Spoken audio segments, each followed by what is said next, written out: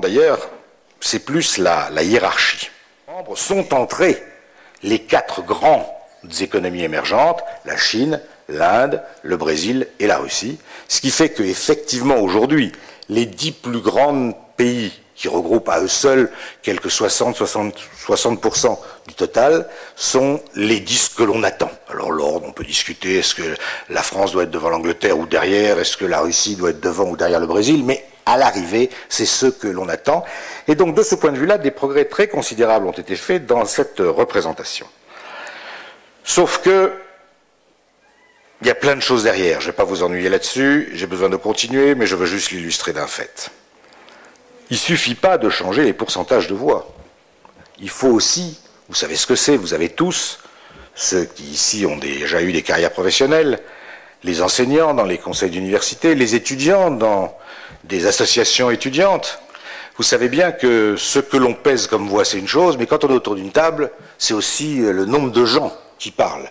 Et donc les sièges comptent, même si, je le disais tout à l'heure, tel siège est occupé par une circonscription où il y a peu de voix et peu de pourcentage de voix, si la personne qui est s'exprime avec force, a des arguments, ben ça pèse.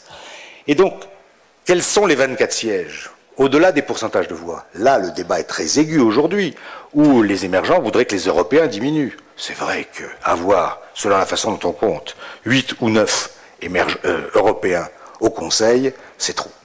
Je le dis comme Européen, mais c'est vrai, ça ne représente plus la situation d'aujourd'hui.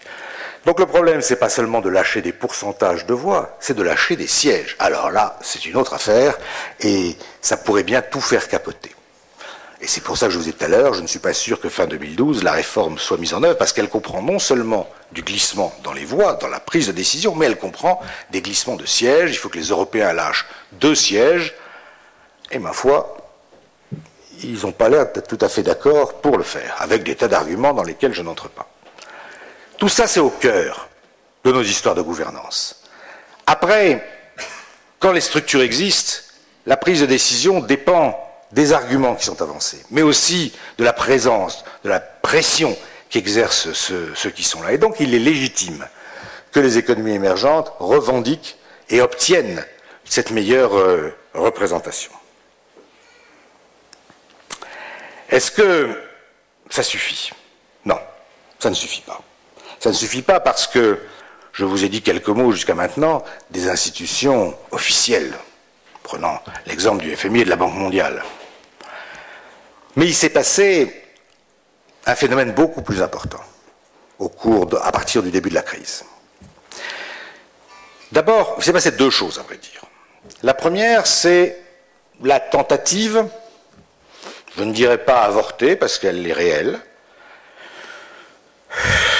mais elle est moins efficace qu'on le croit, des grandes économies émergentes de se regrouper. C'est ce qu'on appelle les BRIC. BRIC pour Brésil, Russie, Inde et Chine, ou BRICS, comme parfois on y ajoute les Sud-Africains. L'idée, c'est de dire, nous sommes les grands émergents, et donc on va se concerter pour faire un bloc, et alors à ce moment-là, on pourra peser. Ce concept de BRIC, en fait, est un concept qui a été inventé par Goldman Sachs pour ses investissements, et pas du tout par les émergents pour faire valoir des idées plus révolutionnaires. Ça marche pas très bien. Ça marche quand ils arrivent à se mettre d'accord sur un sujet ou sur un autre.